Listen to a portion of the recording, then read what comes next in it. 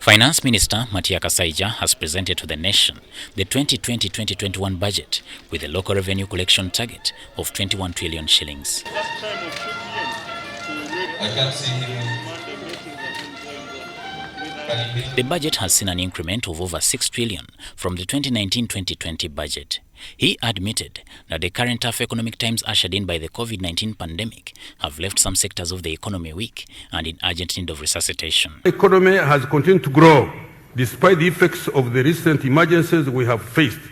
Uganda's GDP in the year 2019-20 is estimated to amount to shillings 138 trillion. The economy is estimated to grow at 3.1% this financial year ending 30th June 2020, slower than the average growth rate of 5.4% in the previous 4 years. Had it not been the emergencies we have faced in the last 6 months, the rate of economic growth would have been at least 6% per annum. In this year's budget, 5.8 trillion has been allocated to the works and transport sector, 4.4 trillion given to security, 4 trillion as interest payments, 3.6 trillion to the education sector, and 2.7 trillion to the health sector.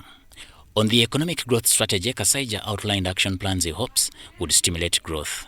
Madam Speaker, government is developing an integrated financial strategy to guide and monitor how we appropriately raise domestic revenue and both domestic and external debt financing over the NDP3 period.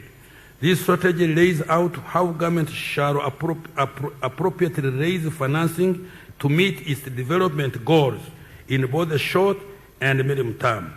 It will also ensure that government only borrows at most favorable financing terms for projects that will provide a socio-economic growth dividend. The minister also highlighted short-term emergency liquidity requirements of businesses, which will indeed boost their cash inflows and ensure business continuity.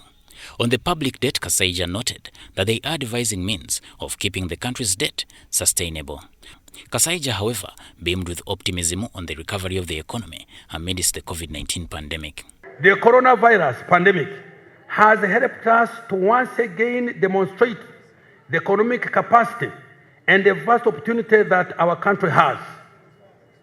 The budget for financial year we are talking about will support the economy to fully recover, harness the potential that we have, and get back to our progressive journey of double-digit GDP growth rate. The focus of the budget for next financial year places emphasis on supporting livelihoods and the recovery of business enterprise, without losing focus on our long-term development initiative. To this end, the government will support the private sector to scale up production, sustain and increase employment.